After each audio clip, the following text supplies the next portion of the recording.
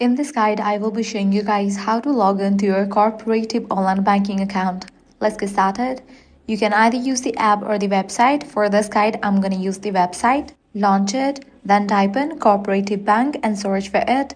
With that, different website links will appear. Navigate to this one, the Cooperative Bank. Log into online banking.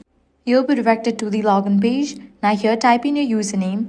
Then if you want to save your login info, check in for the option remember my username. In case you have forgotten your login details, click on the option forgotten your login details to recover those. After you fill this, click on next. Now you'll be prompted to enter your password. Type in that. Then type in the security code, second and fourth number of your security code, then click on continue. With that, you'll be logged into your online banking account. And that's it. If this guide was helpful, do not forget to like, share and subscribe to our channel. Thanks for watching.